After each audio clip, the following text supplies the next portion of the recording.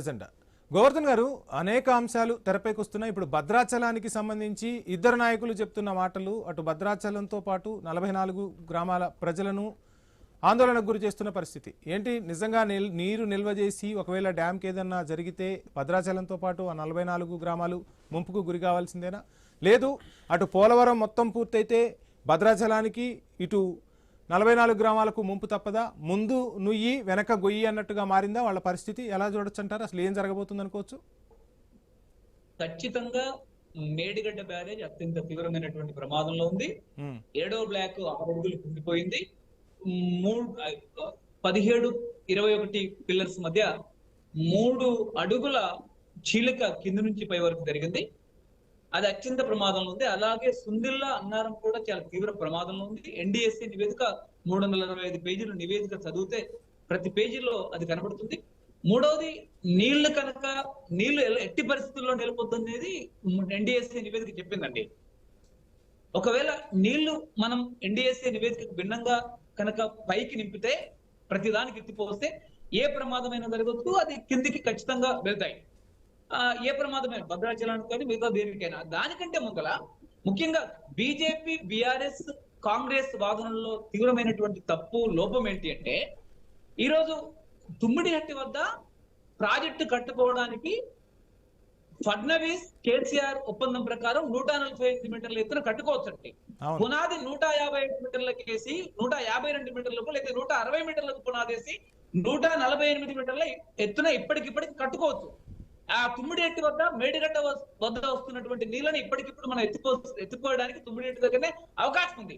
అదే సందర్భంలో Devendra Fadnavis Maharashtra chief minister తో, మోడీతో, జలశక్తి శాఖ మంత్రి కేంద్ర మంత్రితో చర్చించి దాని 152కు ఎత్తుకు పెంచుకోవడానికి నెగోషియేషన్స్ చాలా పీస్ఫుల్ గా చేసుకోవడానికి చాలా బ్రహ్మాండమైన అవకాశం ఉంది. ఈ 3.5 ఏళ్లలో తీవ్రమైనటువంటి నిర్లక్ష్యం కాంగ్రెస్ రేవంత్ రెడ్డి ప్రభుత్వం, ఉత్తమ్ కుమార్ రెడ్డి గారు అవలంబించారు.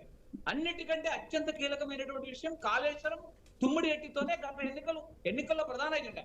రెండవది చాలా కీలకమైన విషయం ఏమిటి అంటే, రాష్ట్రంలో ఉన్నటువంటి బీజేపీ నాయకులు కిషన్ రెడ్డి గారు కానీ, బండి సంజయ్ గారు కానీ, మిగతా వారు కానీ దేవేంద్ర ఫడ్నవీస్ ని ఈ రాష్ట్ర ప్రయోజనాలు ఆ రాష్ట్ర ప్రయోజనాల నుంచే ఒప్పించాలి.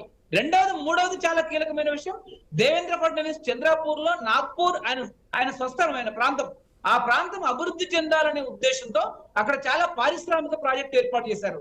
ఆ పారిశ్రామిక ప్రాజెక్టులు కూడా ఈ రోజు నీళ్ళ అవసరం.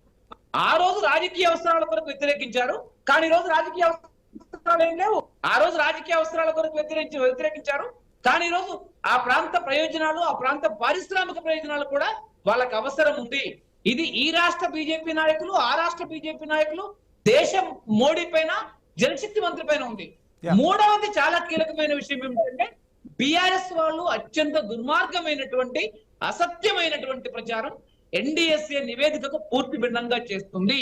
అందరు కలిసి 3 పార్టీల రాజకీయ నాయకులు, ఈ రాష్ట్రంలో ఉండినటువంటి ప్రజలందరూ కలిసి కూడా ఈరోజు ఒత్తిడి చేయాల్సింది. ఈ 2.5 సంవత్సరాల్లో కనుక తుమ్మిడిహట్టి కట్టి ఉన్నట్లయితే రాష్ట్ర ప్రజలకు నీరొచ్చేది, రాష్ట్రం కరువు తీరేది. ఎంత నీళ్ళైనా అక్కడి నుంచి ఎత్తిపోయచ్చు. మరో చాలా కీలకమైనటువంటి విషయం ఏమిటంటే, తుమ్మిడిహట్టి ప్రాజెక్టు మొట్టమొదటి రాజశేఖర్ రెడ్డి అంచనా ఏమిటి అంటే కేవలం 1900 కోట్లు అండి. బ్యారేజ్ కట్టడానికి 1900 కోట్లు. కేసీఆర్ 3 బ్యారేజీలను 2.5 సంవత్సరాల నుంచి 3 సంవత్సరాల్లో కట్టారు. కాంగ్రెస్ వాళ్ళు 2.5 సంవత్సరాల్లో కట్టలేదు. ఎందుకు? ఇది రాష్ట్ర ప్రజలకు సమాధానం చెప్పాలి. ఈ కరువుకు రాహుల్ గాంధీ కారణం, ఈ కరువుకు రేవంత్ రెడ్డి కారణం, ఈ కరువుకు ఉత్తమ్ కుమార్ రెడ్డి కారణం. ఇప్పటికైనా 148 మీటర్ల ఎత్తున 155 మీటర్ల ఫౌండేషన్ తో, 160 మీటర్ల ఫౌండేషన్ కు మహారాష్ట్ర ఆటంకం పెట్టదు. 148 మీటర్ల ఎత్తున ప్రాజెక్టు నిర్మించుకోవడానికి దేవేంద్ర ఫడ్నవీస్ అనుమతులు కానీ మిగతా ఎవరు అనుమతులు కావు, అవసరం లేదు, అవన్నీ వచ్చేస్తాయి. కానీ అదే సందర్భంలో మేడిగడ్డ పేరిట, అన్నారం పేరిట, సుందిళ్ల పేరిట ఇంకా ఈ రాష్ట్రాన్ని వంచడం, ఈ రాష్ట్రాన్ని నాశనం చేయడం అనేది దుర్మార్గం. ఈ రోజు బీజేపీకి, కాంగ్రెస్ కి ఏమైనా చిత్తశుద్ధి ఉంటే, నిజాయితీ ఉంటే, ఈ 3 నాయకులని, కేసీఆర్ ని, హరీష్ రావుని, ఈటల రాజేందర్ ని, 30 మంది ఇంజనీర్లని ఈరోజు జైల్లో పెట్టించాలి. దానిలో చేసినటువంటి అవినీతిని కక్కించి అది ప్రజల పరం చేయాలి. ప్రజలకు స్వాధీనం చేయాల్సినటువంటి అవసరం ఉంది. నిజంగా కాంగ్రెస్ పార్టీకి లేదు, బీజేపీకి సంవత్సరం క్రితం సిబిఐకి అసెంబ్లీ సాక్షిగా అప్పచెప్పారు. రాష్ట్ర వ్యాప్తంగా దేశవ్యాప్తంగా అన్ని చోట్ల ప్రతిపక్ష నాయకుల పైన, ప్రతిపక్ష ప్రభుత్వాల పైన ఈడీలు, సిబిఐలు, ఎన్ఫోర్స్మెంట్ బృందాలు దాడి చేసి అనేక మంది అరెస్ట్ చేస్తాయి.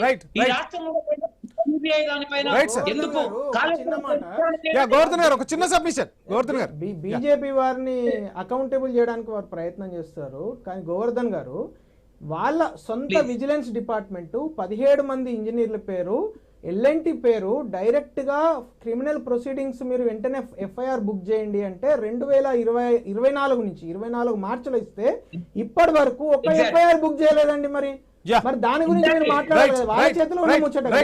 మాట్లాడదాం సార్, మాట్లాడదాం. రేవంత్ రెడ్డి ప్రభుత్వం 30 మంది ఇంజనీర్ల పైన, అధికారుల పైన, రజిత్ కుమార్ పైన, మురళీధర్ రావు పైన, నూనె శ్రీధర్ పైన, హరిరామ్ పైన 30 మంది ఇంజనీర్ల పైన కేసులు బుక్ చేయాలి, హరీష్ రావు పైన బుక్ చేయాలి, కేసీఆర్ పైన బుక్ చేయాలి, ఈటెల రాజేంద్ర పైన బుక్ చేయాలి.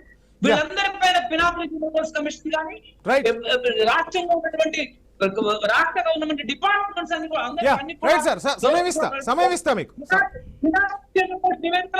ఈ ముగ్గురి పేర్లని 70 సార్లు they don't have dishonesty. Govardhan గారు సమయం ఇస్తా, మీ క్వశ్చన్స్ ఆన్సర్ తీసుకుందాం. ఏంటి